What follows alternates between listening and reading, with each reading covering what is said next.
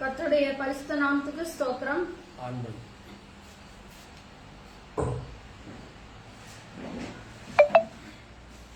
கர்த்தருடைய பரிசுத்த நாமத்துக்கு ஸ்தோத்திரம் உண்டாவதாக. சங்கீதம் 27 தாவீது எழுதின சங்கீதம்.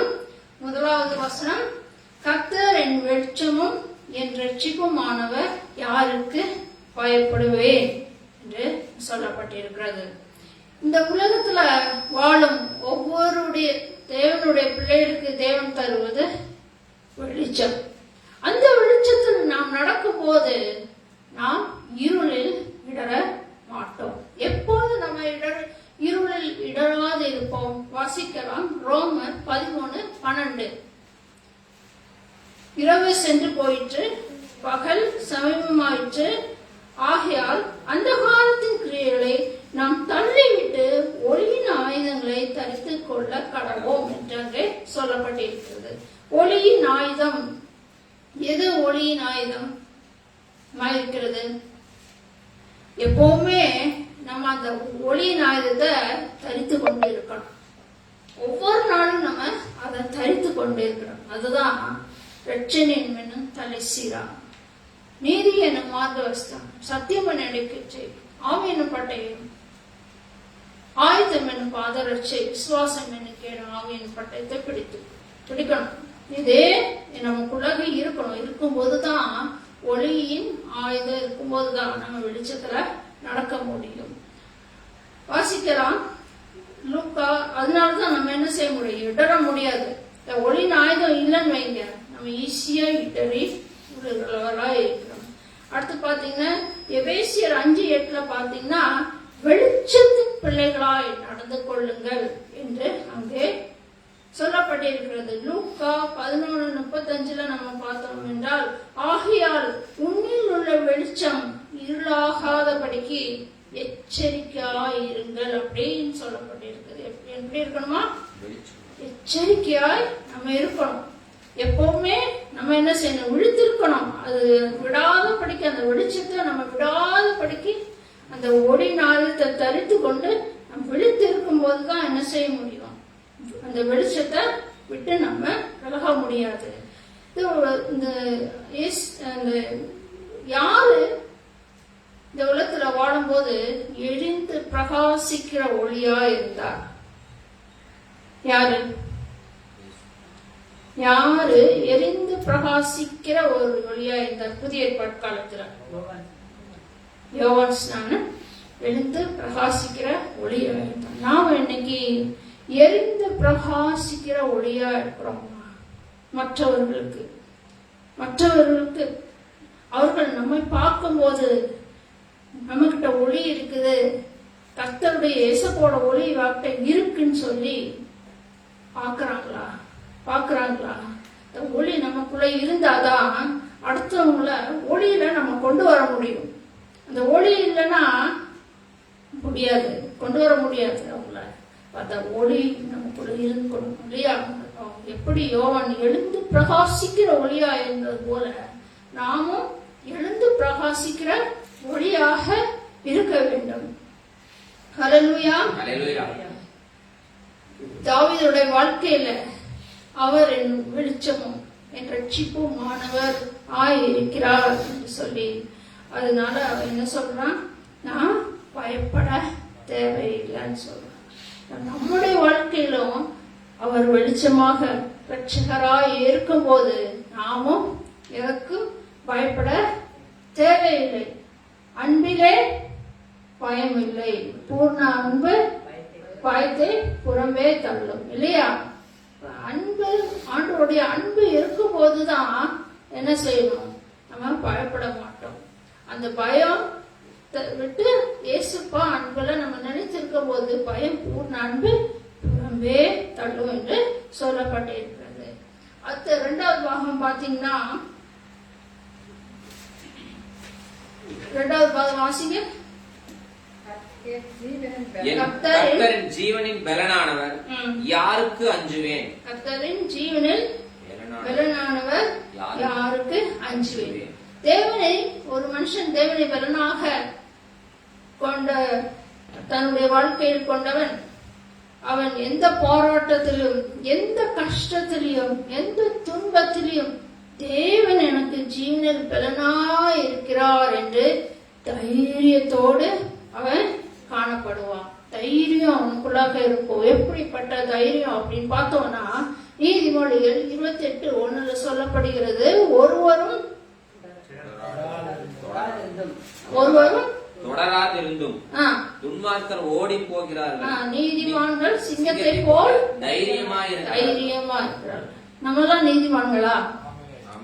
யாரெல்லாம் நீதிமான? ஆமென்.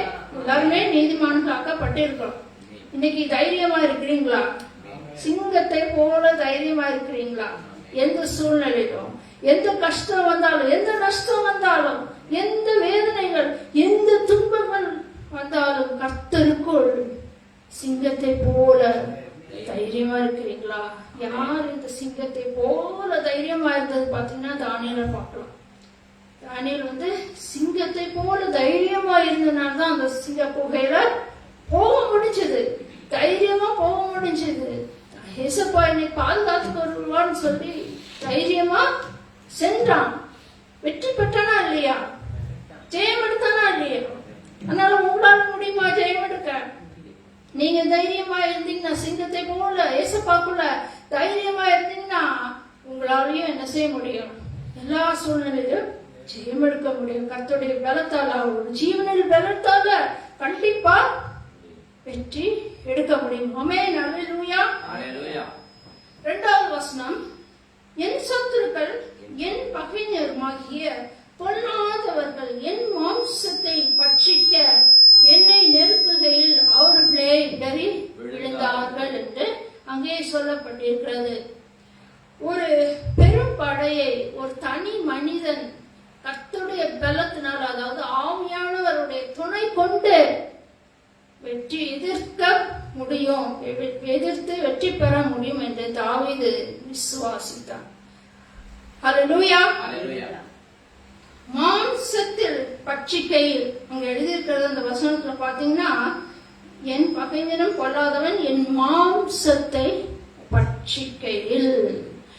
இங்கிலீஷ்ல பாத்தீங்கன்னா eat the flesh, flesh அப்படியே சாப்பிடுறது. சத்ரு ஒரு மனிதனுடைய அந்த சரீரத்தை அப்படியே சாப்பிட்றான். எப்படி சாப்பிட்றான்? துன்பத்தை கொண்டு வந்து, இச்சையை கொண்டு வந்து, பாவத்தை கொண்டு வந்து, வேண்டாத காரியங்கள் கொண்டு வந்து அவன் என்ன செய்யறான்? சரீரத்தை பட்சித்து போடுகிறான் இல்லையா? தாவீதுடைய வாழ்க்கையில பாத்தீங்கன்னா, தாவீது பச்சை பால் மேல பார்த்தான். கண்ணு பார்த்துச்சு, இருதயம் என்னாச்சு? இச்சித்தது. அடுத்தவங்க மனைவியோட ஹஸ்பண்ட கொலை செய்து களவாண்டான். யார? பட்சபால். அது ஆண்டவர் பிரியம்ல. சத்துரு எப்படி பட்சிக்கிறான்னு பாத்தீங்கன்னா பாக்குறோம் இல்லையா? எப்படி பட்சிக்கிறான்? இந்த மாம்சத்தை பட்சிக்கிறான் இல்லையா? ஆனா எப்போது தாவீது ரொம்ப கஷ்டப்பட்டான். பட்சிக்கும் போது, அதாவது பாவத்தில் தேவனுடைய பிள்ளை விழும்போது, மறுபடி உணரும் போது சில சமயம் என்ன ஆகும்? நமக்கு வேதனைப்பட்டுதான், கஷ்டப்பட்டுதான் மறுபடியும் பரிசுத்தத்தை வர முடிகிறது. வாசிக்கலாமா? ஏசாயா 1:25 எடுத்தவங்க சீக்கிரமா வாசிங்க. ஏசாயா 1:25.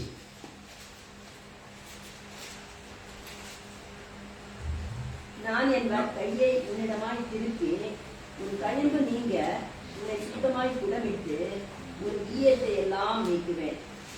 மறுபடியும் சத்தமா ஒருத்தர் வாசிங்க. நான் என் கையை உன்னிடமாய் திருப்பி உன் கழிவு நீங்க உன்னை சுத்தமாய் குணமிட்டு உன் ஈயத்தை எல்லாம் நீக்குவேன். பாருங்க, நம்ம ஆண்டவருக்கு தாவீது பாவம் செய்துட்டோம். எப்ப உணர்ந்தானோ அந்த களிம்ப, அவனுக்குள்ள இருந்த பாவ களிம்பு இல்லையா? அடுத்தது என்னது? களிம்புக்கு அடுத்தது என்னது சொல்றாங்க? ஈயத்தை. அந்த ஈயத்தை, பாவம் ஈயத்தை அவன்கிட்ட எடுக்கணும்னா அவன் எவ்வளவு கஷ்டப்பட்டான்ல. 7 நாள் அப்படியே கசூரி சமூகத்துல கடந்தான். சில சமயம் நம்முடைய வாழ்க்கையிலையும் ஒருவேளை நம்ம பாவத்தை செஞ்சிருப்போம். ஆனாலும் அவருடைய பிள்ளைகளாய நாம் செய்யும்போது சில சமயம் என்னாவது நமக்கும் அந்த பாவத்தினால புடமிடப்படுகிறோம். புடமிடப்பட்டுதான் அதை சரியாக்க முடியும் இல்லையா? அதனால அந்த பாவம் யார் கொண்டு வருகிறான்? சத்துருவானவன் கொண்டு வருகிறான். அதே மாதிரி எரிகோ கோட்டை வெற்றி சிறந்த பிறகு அதுல இருக்கிற எந்த திங்ஸும் எடுக்கக்கூடாதுன்னு ஆண்டவர் கட்டளை கொடுக்கிறாரு இல்லையா? ஆனா அங்க ஒரு ஆகான் என்ன செய்யறான்?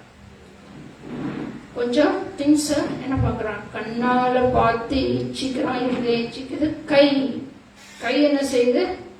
கை அத திருடுது இல்லையா?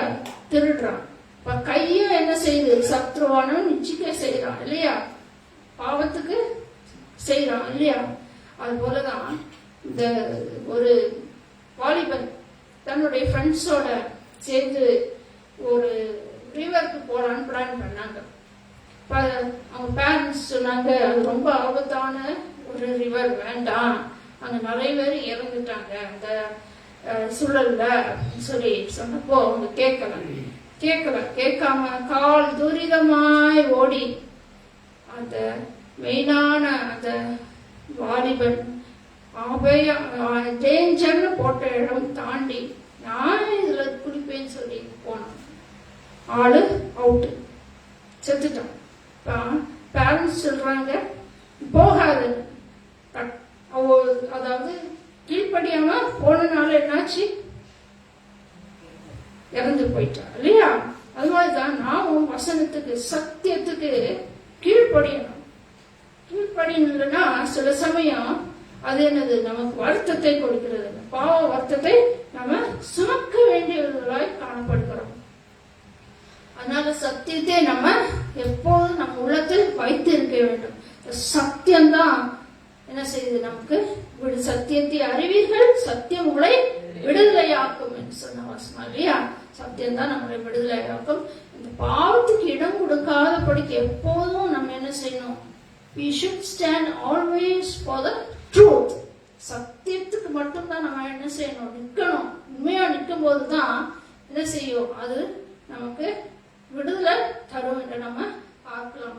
அடுத்த வசனம் 4வது வசனம் வாசிக்கலாம். கர்த்தரிடத்தில் ஒன்றை நான் கேட்டேன், அதையே நாடுவேன். நான் கர்த்தருடைய மகிமையை பார்க்கும்படியாகவும் அவருடைய ஆலயத்தில் ஆராய்ச்சி செய்யும்படியாகவும் நான் என் ஜீவனுள்ள நாளெல்லாம் கர்த்தருடைய ஆலயத்தில் தங்கியிருப்பதையே நாடுவேன். கர்த்தரிடத்தில் ஒன்றை நான் கேட்டேன், அதையே நாடுவேன். நான் கர்த்தருடைய மகிமையை பார்க்கும்படியாகவும் சொல்லப்பட்டிருக்கலாம். கர்த்தரிடத்தில் நான் ஒன்றை நான் கேட்பேன். இந்த ஒன்று என்னது? நிறைய காரியங்கள் கேட்போம். நான் முக்கியமாக அந்த ஒன்று என்ன காரியம் கேட்கறீங்க? நீங்க என்ன காரியம் கேட்பீங்க?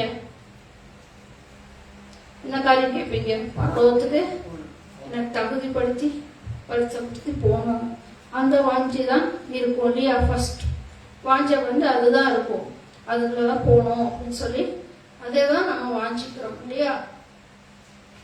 அந்த வாஞ்சிக்கிறோம். மிஸ்ஸப்பா நான் பரலோகத்துக்கு வரணும், உடைய மகிமையோடு நான் வாழணும் அப்படின்னு சொல்லி நம்ம வாஞ்சிக்கிறோம். நம்ம அதைத்தான் நாடுகிறோம் இல்லையா? ஃபர்ஸ்ட் ப்ரிஃபரன்ஸ் அதைத்தான் நாடுகிறோம்.